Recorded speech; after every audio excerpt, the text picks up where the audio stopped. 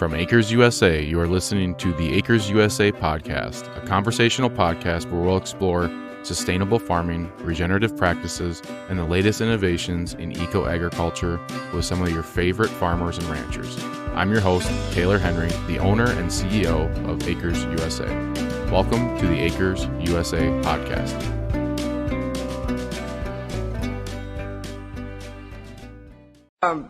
Greg Judy, whom some of you probably already heard, is a Missouri-based grass farmer who has developed and propelled the art of so-called mob-grazing, which is a really amazing phenomenon. This form of grass farming brings about a literal explosion of life in the soil. See how proper livestock management attracts and propagates soil life of all forms and rescues damaged soil. His presentation will underscore the value of having livestock on the land, not just for the meat you get off of it, but for the soil-improving power of cattle when properly managed. He is the author of books such as No Risk Farming and Comeback Farms, and speaks and consults widely. Please welcome Greg Judy. Greg, thank you. Thank you. Thank you, Margaret. We're going to talk a little bit this morning about a term called mob-grazing. Some people call it, can actually be called holistic high-density planned grazing as well. We started this practice in 2006. We were just temporary rotational grazers. We weren't really watching the land that well, not really even aware of what was going on down in the soils. And this old guy, I heard him speak on holistic management, and he was talking about quadrupling his stocking rate in 10 years without any inputs. Kind of got my ears open. I kept raising my hand, but how much lime did you put down? Nothing. How much phosphorus? Nothing. Finally, he said, I told you I didn't put anything down. You're not a very good listener. And it stoked me, and I started learning more about holistic management. And I wanted to learn all I could about this term. In the United States, it's kind of been termed mob grazing. I might be a little bit guilty of some of that. There's other people that call it that as well. But basically, that's what we're doing is we're taking a mob of livestock, whether it's sheep, cattle, whatever, and we're taking them across our landscapes, trying to get some impact. So the difference between just rotational grazing and mob grazing is we're actually focusing on the plant when it's more mature. We're trying to get some carbon grown so that when the cattle come into the pasture, we have some material there to feed the soil. Folks, we shouldn't call ourselves grass farmers. We need to look down below the grass. We're microbe farmers. Okay?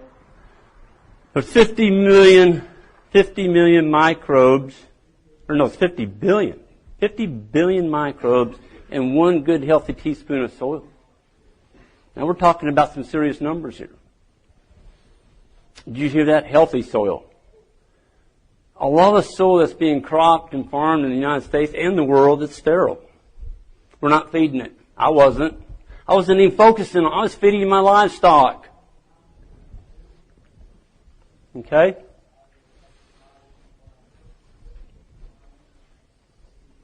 Microbe feeders, that's what we've got to have. We've got to have this mob of livestock moving across the landscape, inoculating the soil. Folks, we're trying to get this mob of livestock to bruise the soil with their cloven hooves. Bruise it. Wake up the microbes that are living on the root hairs of the plants. There's a symbiosis going on, symbiotic relationship between the grazer and the plant. When the cow comes along with her tongue and rips off that piece of grass, she doesn't bite it off, she rips it off with her tongue. Rips it off. When she rips this grass blade off with her tongue, it sends a signal down to the roots of the plant and it goes, ah! All these bugs that are living on the root hairs all wake up and start eating each other. Exuding plant foods. The plant starts actively storing back energy, carbohydrate, and it starts to regrow. Our problem is we're taking the plant off too much, too soon, and not giving it a full recovery. We've got to give our plants a full recovery. Too many people are getting on their pastures too early in the spring.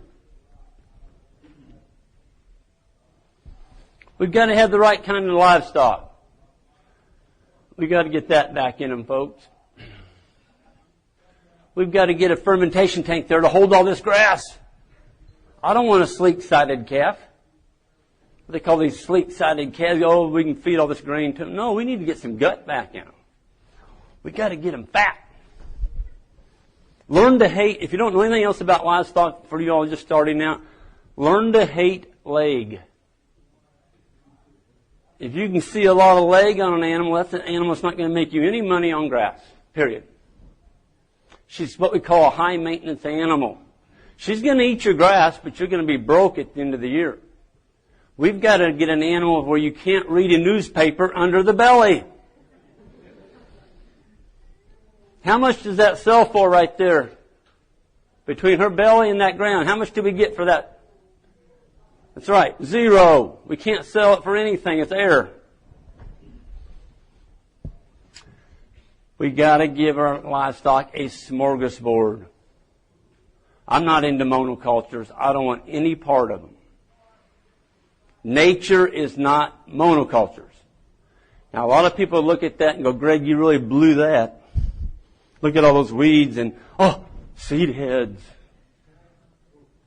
Seed heads. My cattle are all going to get pink eye and die. My question is, for thousands of years, did cattle get pink eye? They're eating mature plants. Why is it all of a sudden we got to clip our pastures and keep them short so our cattle don't get pink eye? And all these other hosts of stuff. Folks, that's energy. Those are high energy plants. What is a seed head? What is it? It's energy. It's grain. What do you want to call it? It puts fat on animals. How would you like if every day you went to eat and all I gave you was lettuce every day? You never got to put any tomatoes with it. You never got to put a sprinkle of cheese on it. You just got lettuce every day. Did y'all like that? Cows the same way. If we give them a smorgasbord to pick from, a cow can pick a perfect diet. And I've heard people say, well, cows, they don't know any better. They can't select. I'm like, what do you mean they can't select?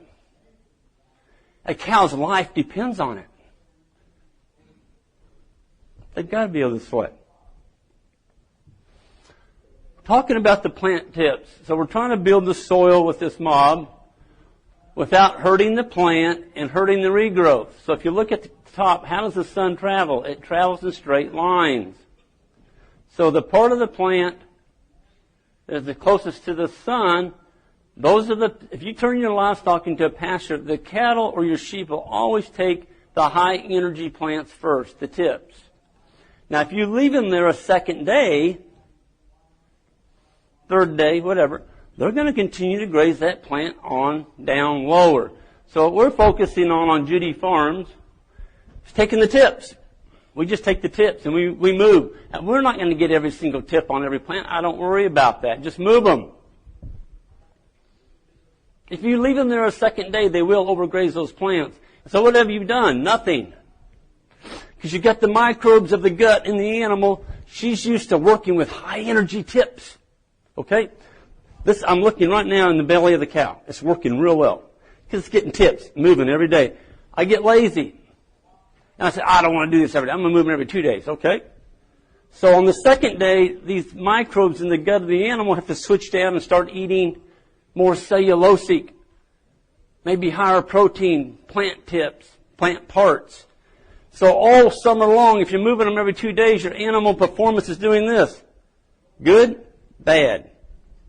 Good, bad. So, I think we need to move them. That's a canopy looking down in. Look at all the energy in that paddock. I mean, there's just seed heads on everything. Looks like a forest. Folks, we've got to keep the ground covered to keep the microbes active. Microbes have got to be moist. Once you get bare ground, you're not going to have any microbial activity working out there. We've got to keep the ground covered. Got to keep it covered. Those are what we call solar-powered soil builders. We've got 10 farms. 7 of those are leased. That's how we kind of got started, was leasing land because we didn't have any money. Running other people's cattle. Now we own our own cattle. We're out of debt now. We've paid our farms off. And we don't own a tractor. We're running 1,200 acres, 250 head of cattle, 300 head of sheep, and we don't own a tractor. That's a point of emphasis I wanted to put out. People get mad. If you own cattle, by God, you ought to have a tractor. I'm like, why? Just because you should. You're a cattle farmer. I said, well, I've got a bunch of mowers out here, and I got a bunch of little bitty tractors. There's only one difference between my tractors and theirs. Mine have baby calves every year.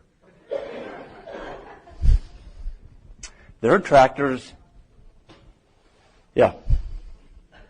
I won't go down that route. Fresh trampled litter bank. That's what my little tractors did. Look at that. They trampled that on the ground. And yes, it's beautiful forage. And yes, people say, but Greg, you wasted it.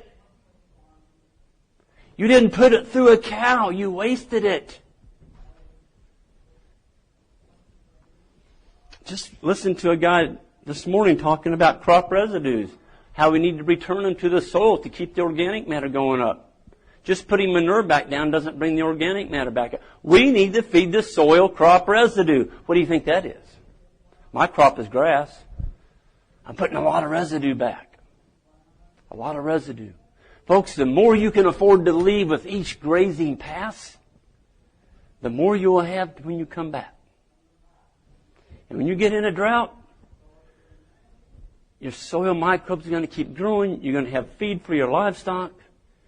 And you're going to be a happy farmer. And your livestock are going to be happy. Something we started doing after listening to Ian, he basically locks his cattle 4,000 head into a paddock at night that's full of brush. He calls it bush.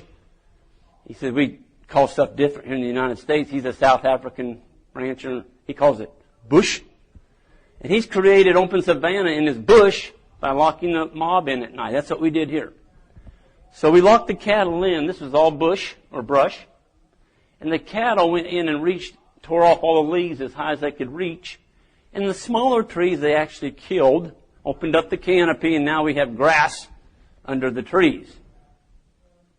Well, we own all this land, folks. Everybody's got a little patch of timber on their land. Oh, you can't put the cows in there. They'll destroy the timber. Yep, they will. If you leave them in there constantly, they will destroy the timber. They'll kill everything. We're not talking about that. We're talking about pulsing it with a mob, getting out of there. I think we can get a lot of grazing, and the cattle actually do quite well if they can get a constant supply of some of these leaves. And if it's 100 degrees, wouldn't you like to have a tree? I do. People say shade is a non-issue. I've heard people say that.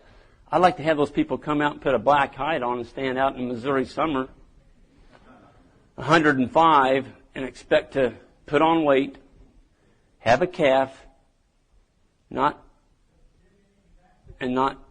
lose the calf. Folks, cattle get hot and they don't have shade.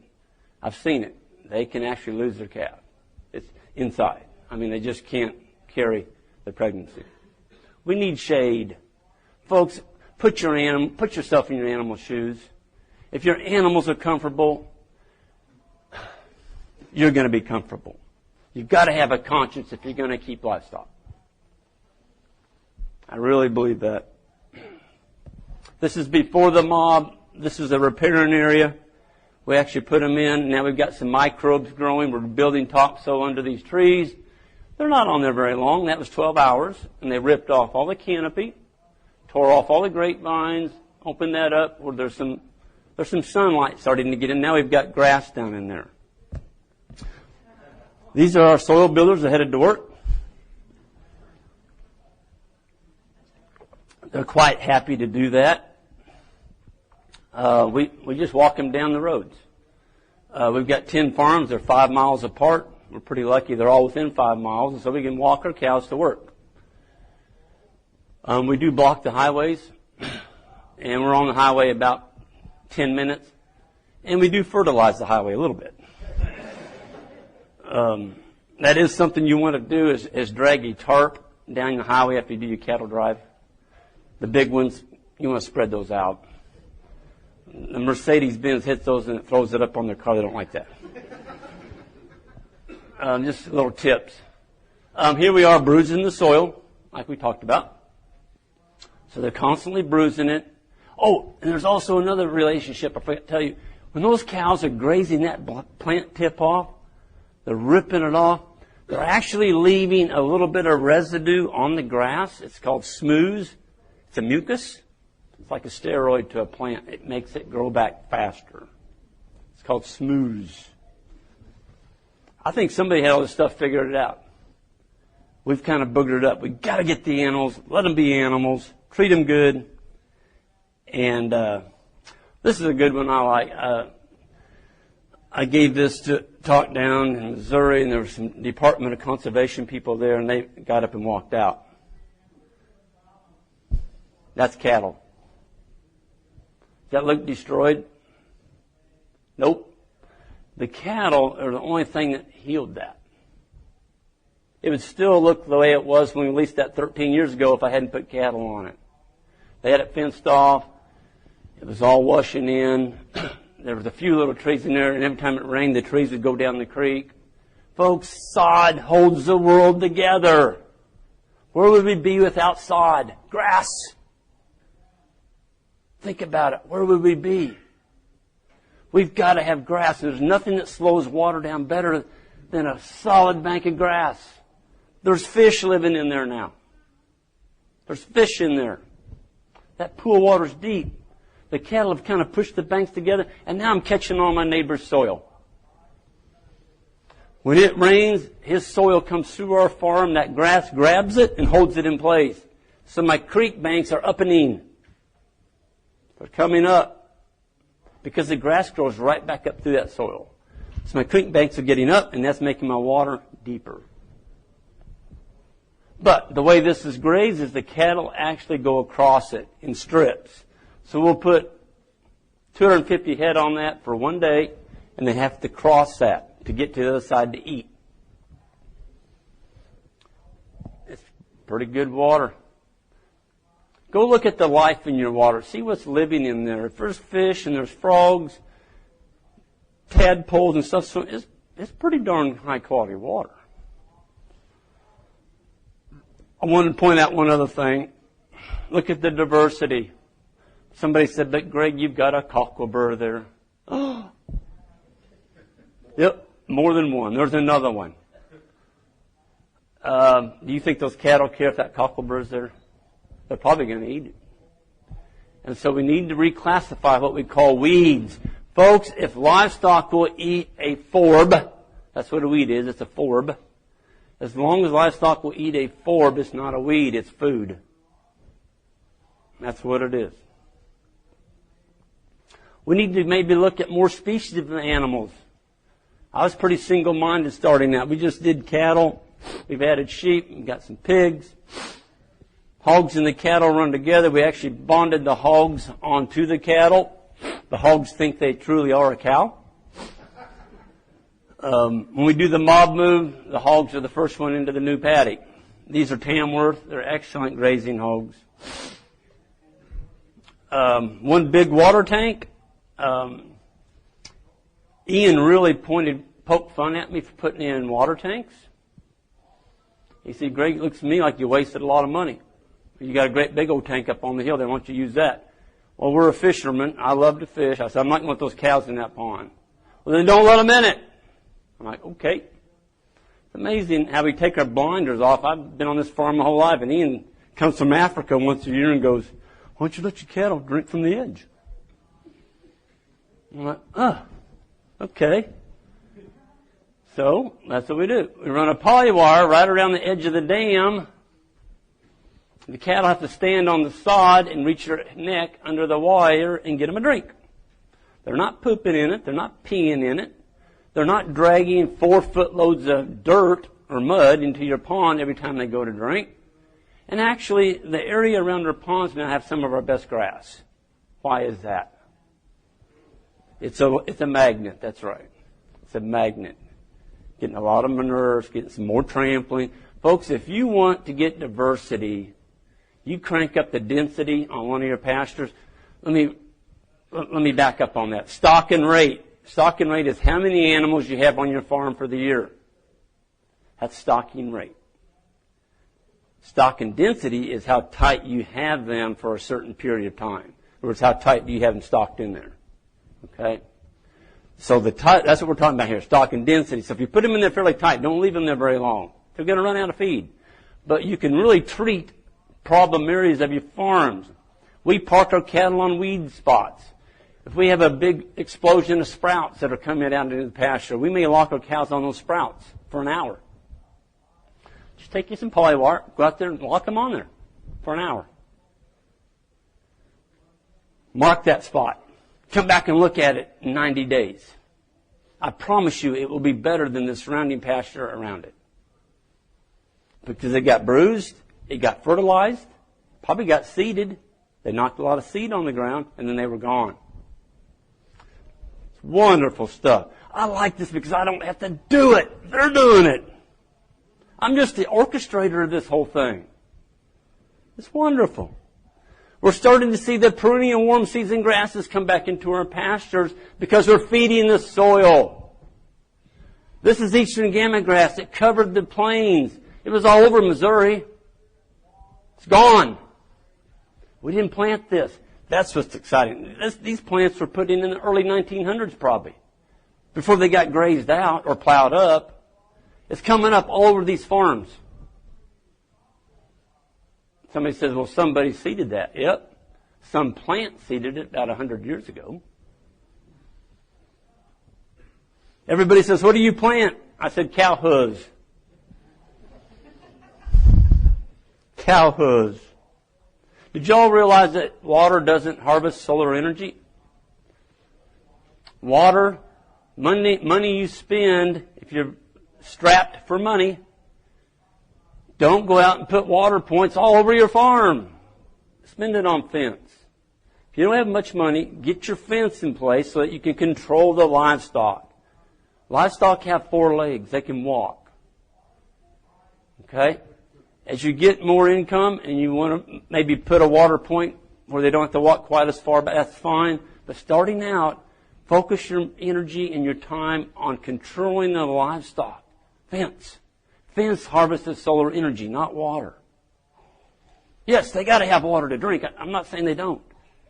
But people get carried away and go bankrupt putting in water points. Been on farms that seen it. There's no cattle on them anymore. They went broke. Big blue stem, that's another perennial. Why is that coming back? It's because of the soil. I've tried to seed that stuff. I can't get it to grow. I can't. I even harvested the seed off of it and spread it all over my farm by hand. I can't get it to grow. I put it out right in front of the mob. I couldn't get it to grow. But it's coming up on its own.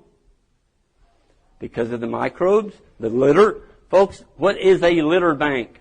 A litter bank is anything organic that you can trample on the ground and build an effective mulch, which is home for your earthworms. It's a soil building. It's the interface between your soil and the plants. You've got to have that mulch on there. Go home and open up your grass canopy and look down in there. Hopefully there's a layer of dead matter there. You're feeding your soil. We're feeding the soil. We're building topsoil. Starting to see a lot of dung beetle castles. Folks, I can remember as a little boy going out to milk the cow every day in the cow lot where we milked the cow. There was always these nasty little beetles playing in manure. They go around bomb. Oh, those are nasty little bugs playing in poop. They were everywhere. Now we don't see them. Everybody's killed the dung beetles by putting all this crap on their cattle. Let's stop pouring petroleum down the backs of our cows, and we'll get the dung beetles back in the manure. There's the actual holes. This particular hole went down almost 2 foot. Think about that. It's the size of a nickel. What's that doing to the water that's going across your farm? You know, Mark Shepard's talking about holding the water in place. I agree 100% with him. What if you had about 50,000 of those all over your pastures? Think that water's going to run off? Nope. It's going to catch it. It's going to hold it in place. I'm a firm believer it doesn't matter how much water you get, it's how much you keep. We just went through the second worst drought in Missouri history. We went from June 7th until October 15th, 0. 0 rain. Luckily, it wasn't as hot a summer this year as it was in 2012, which was the worst. It's unbelievable, folks, the amount of stockpile we grew. We got a ½ inch of rain in October, and then right before deer season, which is November, we got 3 inches. And these farms we've got absolutely grew, took off. We didn't have a killing frost till late. And so it's amazing if you have your recovered plants. In other words, you get in a drought, you don't graze them to the ground, leave some residue out there. These plants can come screaming back in the fall and grow you a lot of hay. That's what it is. It's standing hay. Okay? The money in livestock is made in the wintertime if you don't have to feed hay. 80% running a ruminant animal is when? It's encountered in the wintertime. Let's get rid of the hay.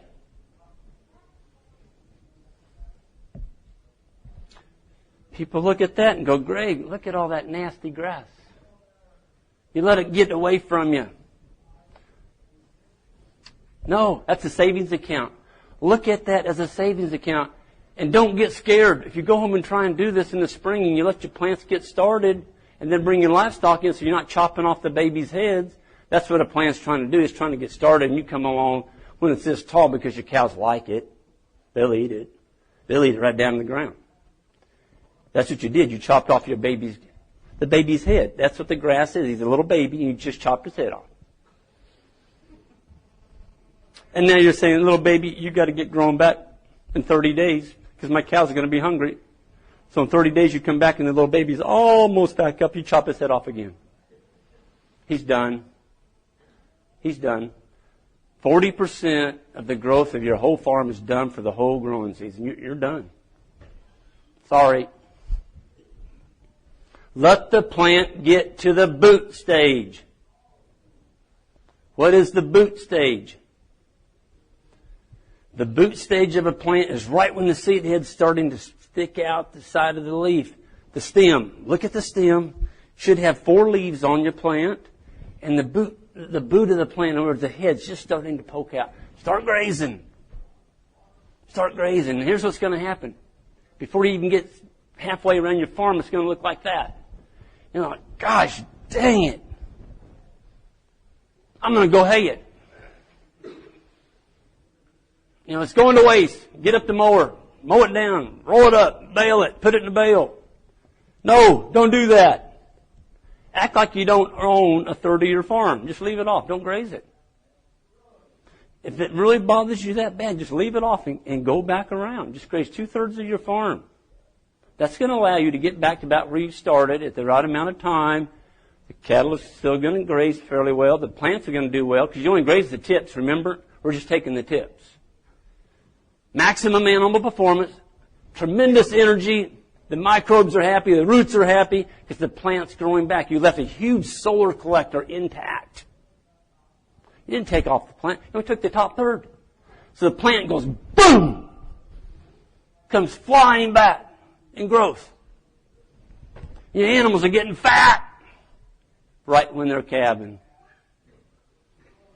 Folks, if we can get a body condition score on our cows of 6.5 to 7, body condition score, BCS, get on the internet if you don't know what a body condition score is.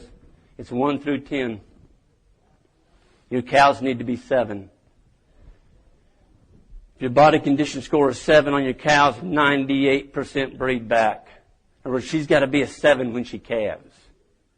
If she's a 5, it drops down to 72%. 72% of your cows are going to rebreed. The rest of them are calls. Got to wave them bye-bye. Those cows didn't breed back. You can't keep a dry cow through the winter. That's what's so important about this, folks. Energy. Energy is the most limiting factor on our farms. When do your cows get fat and slick off? It's when the seed heads come out. There's high energy in those plants. So leave off that other third. Act like you don't own it. Let's go on and graze around our farm. Now we're into July. We're moving around, and we haven't had a rain for 4 weeks. Neighbor's over here starting his tractor up. He's moving bales out onto the field because he doesn't have any grass left. Because he started grazing too soon. Plants aren't coming back. You're like, let's see, let's look at that third of the farm. Yep, it's pretty mature looking. Let's see what old Bossy does. Bring in the Bossies. See what they do with that grass. There's going to be green regrowth coming up in there. But here's the beauty. They're going to trample a lot of that on the ground, so you're feeding the microbes. The cattle are going to do fine on it. A whole lot better than feeding hay. And you're making money. And you're letting the rest of the farm get recovered. That other 2/3 that's not coming back. Mark the plants where you start in the spring.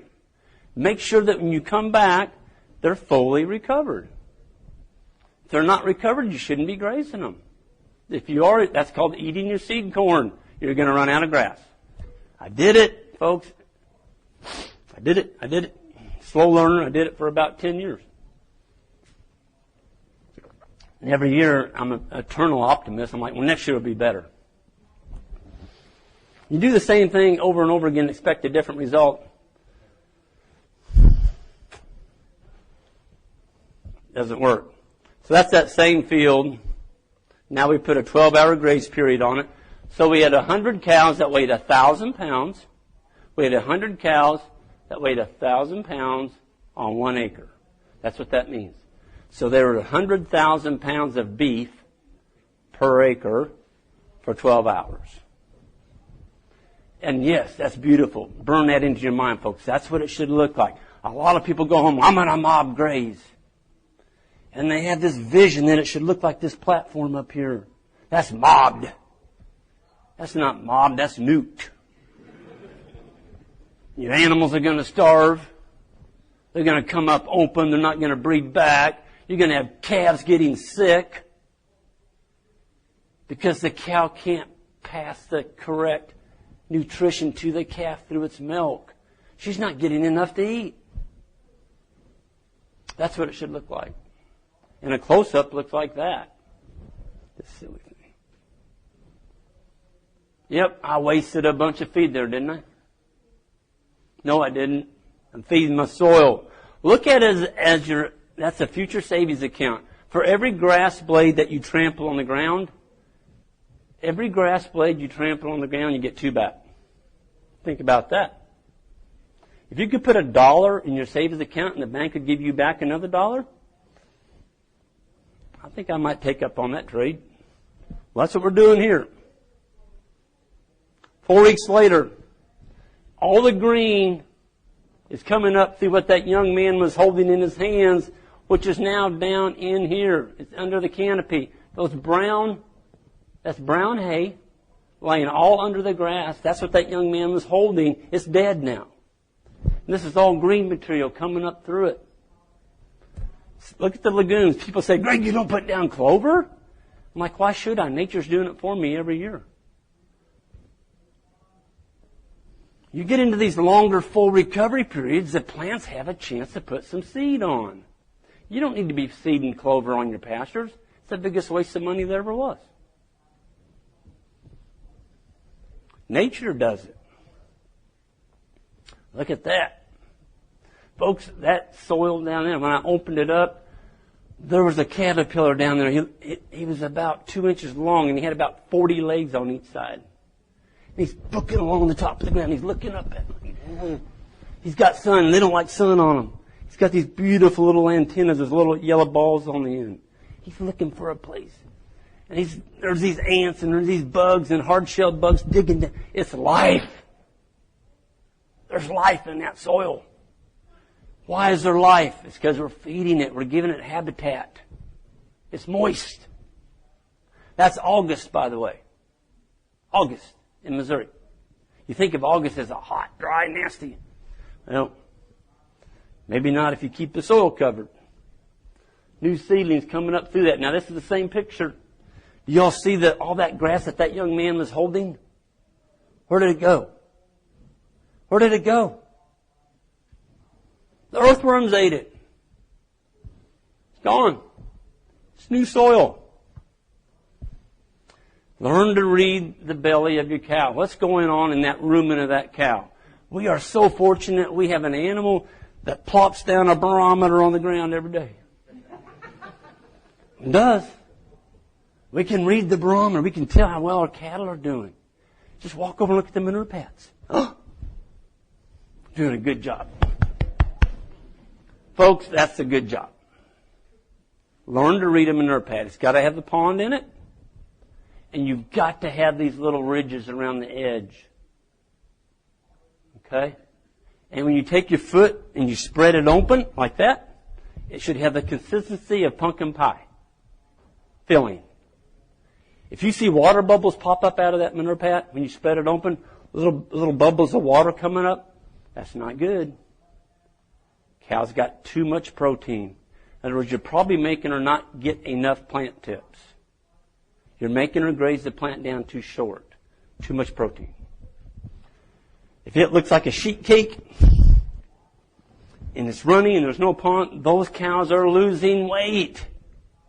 They're losing weight. And don't think it's going to correct itself. Do something. Do something. Help them.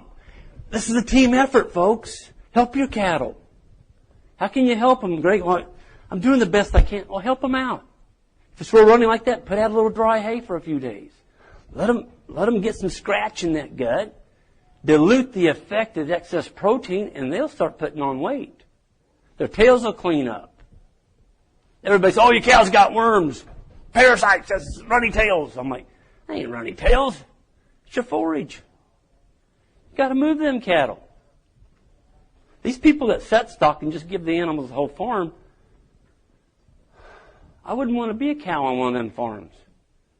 I mean, that's sad. It's almost animal cruelty. Move them. So learn to look for that. And when you open it up, grab your finger or a stick. If you're kind of squeamish, you can take a stick. Sniff it. You don't have to taste it, but you can sniff it. It should have a good smell. If it's got a sour ammonia sewer smell to it, salt, that cow's gut isn't working right. She's not working right. The other thing we use is pH paper. We're measuring the pH of the urine on the animals. You get pH paper at a drugstore. Just make sure the readings on your pH paper go from 5 to 9. If you can keep the pH around 7, 7.5, 7.8, man, you are doing a tremendous job of moving those livestock. Because it's tough to do. I mean, we're up at 8 a lot. And we're doing, I tested them the other day, 4 out of 5 at a pH of 7. Man, I was doing jumping jacks. I spent the night with my cattle. I sat out there and just thanked them all for giving me a pH of 7. Folks, I love sitting with my cows. We have one mob of cattle, 365 days of the year. One mob. But Greg, how do you do that? Well, the bulls are out there, the heifers are out there, the baby calves are out there, the cows are out there, the steers are out there. One mob. But Greg, shouldn't you be taking those heifers out? And well, yeah, I should maybe, but we're not going to do it. Alan Savage said that anything that breeds outside the window of when you want them to breed, sell them. Get rid of them. Kind of makes sense. Why are you taking the bull out? Well, got another group of bulls over. That's another herd of animals I got to deal with in a drought. So they're grazing over here, and then my heifers are grazing over here, and now my cow herd's grazing over here, and now my steers are grazing over here. Oh my gosh. You're going to go broke. Because when you have 5 groups of animals grazing around your farm at the same time, you don't have any recovery period. You're done. They're back in 30 days to all those different pastures. Sorry, you may have 5 different herds, but you're going to go broke. One mob. Yeah, I'm not going to tell you every animal in our pasture has been there from the very start. We're calling animals. The animals that don't fit our management strategy, they're just, we love our animals, we give them a great life, but if they can't perform on grass every day, we don't name our animals, we get rid of them. They got to perform. Got to get this microbes active. This is black gold here, folks. That's actually an earthworm casting that has made a castle. This guy got a hold of a big old green leaf and he sat there and ate the whole thing. Look at all those poops. Each one of those is a little poop. People say, Greg, you don't put any lime down. Yeah, we do. We're putting lime down with these earthworm castings. You got to have a few tools to do this. We don't own a tractor, but we do have an ATV, and we'll put up 7 to 10 days grazing in one afternoon. There's an intern walking behind. I throw them off like lawn darts. You notice I'm not holding anything, carrying it. So my posts are on the pile. I just drive side saddle and I throw them off right where I need them. It may be every 60 feet, 100 feet. It is a temporary fence, and that is a poly braid. So it's hot. I roll it up and the cattle go boom, right into the next paddock. There's eastern gamma grass. That's the one I was telling you about. That's a warm season grass. They call that the ice cream grass of grasses. If you get some of these coming up, folks, don't overgraze them. Warm season grasses, remember this, are different than cool season grasses. They store all their energy in the first 8 inches above ground. So if you graze that plant down below 8 inches, you're going to kill your warm season grasses. They're not going to be there. So make sure you don't do that. Healthy soil, healthy animals. These are South Pole. This is something that we got started 2003. We didn't know there was a difference between livestock, folks. We really didn't. All of a sudden we found out these animals that were developed down in Alabama worked pretty darn good in Missouri. I tell you what, the thing I like about the South Pole is because of the job that Teddy Gentry did developing these. He wouldn't keep an animal that had a high head. You'll never go into a group of animals any more docile than mine. The bulls are out there. The cows are out there. And you know what? When you got to go up there and take this whole group, we can take this whole group of people through my cow herd. You all just go wherever you want. I don't care. My cows aren't even going to lift their head up and look at you. That's worth a lot. Did you know a relaxed cow puts on weight? They're tender. A stressed animal his whole life because he's spooked of you. Oh, he's going to stab me. Get rid of him. Get rid of him. That's what Teddy did. We've got to get animals that can get fat on grass. These animals can make us some money. We don't need the grain. These are not grainivores. They're herbivores. They're not grainivores. They were developed to participate in this thing that's called solar energy. It's grown by sunlight. And we've taken, made them fossil fuel machines. What are we thinking? We aren't. They're happy. They're slick. Another good animal performance trait. Watch for this. Y'all see any winter hair coat on those animals? Is there any long woolly hair on there? Nope. The slicker hided they are, the better they're performing, the fatter they're getting. Their calves are going to do good.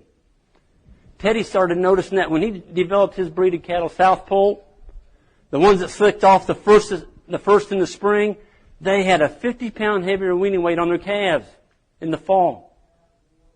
What's going on? That cow's performing in his environment, her environment. If you got a cow that doesn't slick off, get rid of her. You don't need those. Get rid of them. Keep the ones that work. Folks, we've been doing this about 10 years now, and we can just see each year it seems like our calves and our heifers, our replacement heifers, are doing this, getting fat. We've taken the leg off of them. They're getting fat. What's wrong with a fat cow? Nothing. You take a fat cow November, December 1st, and you go through the winter with her, oh my gosh. Folks, we're not even weaning our calves now. Did y'all hear that? Don't tell anybody. We're not weaning our calves. We're letting the cows wean the calves. They are going to work again. Going down the road. Building topsoil. Everything starts in the soil. Healthy soil means healthy plants. If you don't have a healthy plant, your livestock aren't going to be healthy. At the end of the day, folks, I don't care what you're doing on your land. There's a saying that goes like this. Before you can save the world, you have to save yourself. Y'all know what that means? Before you can save the world, you have to save yourself. Saving the world means that we're trampling litter on the ground, we're healing the water cycle, we're getting microbial activity going in the soil, healthy plant community. But we're pushing our cows too hard. We're not watching how they're performing. And our cows come up open. 50% of your cows didn't breed back. In other words, we didn't save ourselves. We may save the world. We're putting a lot of litter down. We're keeping the water on our farm. But we pushed our cows too hard. We didn't watch them. In other words, we took our eye off the ball. Our cows weren't performing. So let's save ourselves. Carbon-rich soil. I love that picture. If I put some milk on that, I think I'd eat it. I believe I would. I might let that customer go. But I'm telling you what, that is a beautiful picture. Because, folks, you don't realize what I started with. We started out on Judy Farm. This has all been farmed land. The old-timers said we would plow that downhill with a set of mules because it plowed easier. It's easier on the mules. And then he said we'd grow a decent corn the first year, near about 8 inches, which is decent for our area. And the next year he said all we got was nubbins. The ground went sour. That's what they called it. Went sour. So they'd go to a new piece and they'd do it again. It was the same darn results. The ground always went sour the second year. So that's what I started with. I started with sour soil. We haven't added anything. No lime, no fertilizer, nothing. So we got to feed the soil. We're trampling carbon. The litter, it brings life. It feeds the soil. This is a fresh litter bank, just trampled on the ground. Just took the cattle out. I pulled it back. I just wanted to show you the enormous stockpile of grass the cattle trampled on the ground for me. New soil's being formed. One unit of humus holds 8 times its weight in water. Bare soil. You don't have any microbe activity, I'm sorry. And the earthworms, they're just trying to survive. They're going to go down deep. So you don't have any earthworm activity on bare land. 90% of the water is leaving your farm with bare soil. This is a great picture. This is on our farm. I'm sorry it's turned the wrong way. Turn your heads, guys and ladies. Okay? This is the culvert. There's a cornfield across the road from me. It was in grass. Well, when corn hit $8, everybody's plowing up these fescue fields. So he put it in corn. This is ours. Right next to me. This is the water coming off our field. Tell a little bit of difference in the color of it. Which one do you want to drink? Well, you sure don't want to drink that one because he's got all kinds of nasty stuff in that field too. But it's just, we're so short-sighted. You know, we just, Anyway, we've grown 5 inches of new topsoil in 5 years with mob-grazing. This is a good example of what happens when the rain falls. There's a rain simulator right here. They're putting down about 1 inch in 5 minutes. This is continuously cropped. This is no-till. This is continuous grazing, and this is mob grazed, and this is the mob grazed pasture before it's grazed. And you can see the water on the no-till. It actually percolated down through the soil fairly decent. This guy here, you can't see the container behind. Yeah, you can right there. There's no water in that cup back there. In other words, when the water went on top of that continuously cropped field, it didn't penetrate. It came down into here. It's just solid, dirty, black water. There's nothing going through that soil. No-till, at least there's some penetration going through. It's dirty. It took some soil with it. But on the front here, the water didn't run off. Here's continuously grazed, folks. And you can't see that one very good. But this continuous graze wasn't much better than the continuously cropped. Can you believe that? All the grass farmers say, yeah, but we've got soil. We've got our soil covered. Well, if you're continuously grazing it, there's nothing that went through there. There's no penetration going through that pasture. Here's the mob grazed. You can't see it, I'm sorry. You just have to trust me on this. This one didn't have any water in the... He didn't even have it on yet. That's why you can't see it. He didn't hang the jars yet. He watered it real good, then he was sticking the jars on. I took the picture. Anyway, on the mob grazed one, there wasn't any water going through there. And on this one, zero. So there was zero runoff, and all the water went right through. So it was holding it all in place and going down into the soil profile. How many of y'all heard capture the water and hold it in place? Well, that's what he's doing right here. You pour water on that, it's going to catch it. It can't run off. It's impossible. What's happening below the ground will show itself above. This is the biggest development we've seen on our farms. We had 462 earthworms in one manure pile. People go, well, Greg, how do you know that? We counted them. We ran a shovel under that manure pat and we threw it in a pan, and me and the intern started counting. We didn't count the ones that we didn't get under the manure pat, just the ones in the manure pile. 462. Okay. The best way to tell if your soil is alive is count the earthworms, and you don't have to dig it up. Take a a measuring tape, and measure off 1 square foot. Take a pair of scissors, clip the grass off, and count the holes that go straight down. That'll tell you how many worms you have per square foot. I ought to do that. I would if I had a farm. That's the best indicator you have of soil life. People said, but Greg, can I take some earthworms home with me? I said, no. They will come. Build it and they will come. So if you do 462 earthworms per manure pat, and they live 7 years, and each one's representing 1.2 million worms in his lifespan, I'm doing jumping jacks, folks. That's a lot of animal life. They mix the litter, the air, and the water, and they go down 5 feet. These are some of the things that they do. If you get 25 earthworms per square foot, you're up to a ton of worms per acre. There's actually more life in the soil than what's above it grazing it. Did y'all realize that? There's more life in the soil in weight than there is above the ground grazing it in good soil. That's unbelievable. But we got to have moisture. Well, how do you get moisture? You got to have litter. You got to put the food on top of the table. What means by that is the cattle got to trample some of this on the ground. An earthworm doesn't have stilts. You can't walk around and get it if it's sticking clear up here. It is neutral. The pH is. They actually get to inject a little lime into the casting. But we've got to have mature plants. We can't do it with these short vegetative plants. We were taught in Missouri at the early grades of schools, oh, you got to get on it. Don't let it get over 80 inches or the cow's going to eat it. It might get a seed head on it. I'm sorry, you're not going to get any litter on your ground because they're going to eat it all. Now you got a short little old plant. The sun's baking your ground. It's July, and you got to get the hay out or sell cows.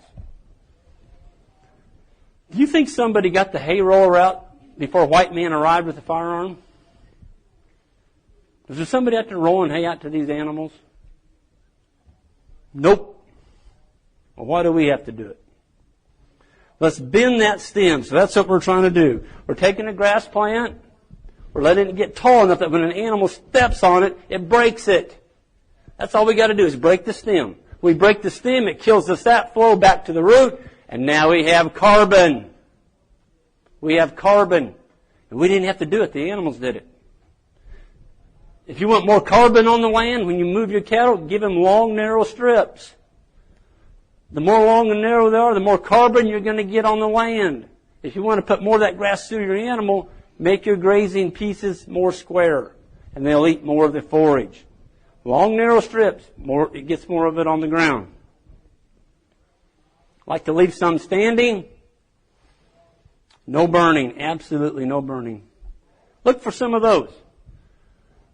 Spider webs. Folks, that's the biggest predator out there. When you go out in the morning to move your herd or your flock, look across your pasture before the sun comes up. There ought to be thousands. It ought to look like a spider factory out there. Should. If you don't have a spider factory out there, you don't have any life in your soil. Don't eat or burn the litter if you get it on the ground. This guy is harvesting solar energy. This is Ian's ranch in Africa. He's eating Ian's forage, but Ian's getting $2,500 for a warthog for somebody to shoot that. Animal size, you've got to get the animals on the land and let the animal size, your soil will dictate what size animal is right for you. Okay?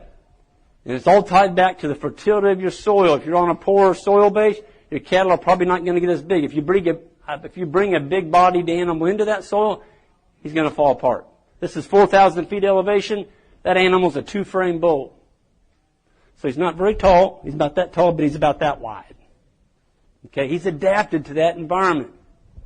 Okay, took years to do it, but he did it. Form follows function. The function of an animal is to perform in the environment to which it is born. So the further you bring animals onto your farm, just be aware that not all those animals are going to perform. They can't. They can't. These are the Lucian Allen cattle. They were dumped off 200 years ago. They are adapted. Mother Nature kills 25% of those every winter. There's nobody out there pouring Ivermectin down their back. This is the Nguni. This cow is the one that Ian's son's raising in Africa. It's a beautiful animal, 800 pounds. And the neat thing about these, I asked Ian, what's up with the teats on these animals? The teats, folks, are that long, even on a mature cow. I'm like, Ian, they don't have any udder. He goes, well, Greg, the cows that had the long udders over the centuries, all their teats got cut off in the thorns. There's thorns on everything in Africa. And so the cows that had the long teats didn't get to raise a calf. And so she didn't get to reproduce herself. Only the short-teated cows got to raise their calves. Isn't that neat? So nature picked out the cows that had the right-sized teats. This guy here is eating in a thorn bush, one leaf at a time. I was just amazed that big of an animal could harvest a little bitty leaf and keep going. But he was consistent. He never stopped. That's just a bad attitude animal right there. We had 450 of those go in front of us in Kruger Park, and I was a little bit concerned. I had my window rolled up, and they're looking at you like, I'd really like to put a hole in that car. Ian had his foot on the gas pedal. And that is our website, greenpasturesfarm.net. And you can kind of keep track of kind of what we're doing, I write a few articles, stuff like that. And we've got about 2 or 3 minutes. If anybody has any questions, I'll entertain a few questions as well. So, yes? The question was, do we keep some hay around for medicinal properties? In other words, if their stool gets runny, yes. We have an old Quonset barn, and we don't put any hay up on our farm. But we'll store some there just for those periods. In the spring, if you get them a little bit runny, just put some dry hay out there. They don't need very much. 3 or 4 or 5 good mouthfuls, and they're good to go. But if they're just running all spring, why do you want your cows to be losing weight when all you'd have to do is maybe give them a flake of hay? Don't let your cows go backwards. That's not the thing to do. Yes? The question was, do we run chickens behind our mob? No. The chickens, would they mess up the beetle population? No, they're going to catch some of them. We're looking at maybe running layers. One of our interns wants to run layers this summer. I think for the benefit you're going to get from the chickens, it'd be well worth it. Okay, we're done. Yeah, we're going to have a consulting thing across there for an hour and a half starting at noon. If y'all want to ask me questions, I'll be over there, and y'all can just fire the questions at me. Thank you all.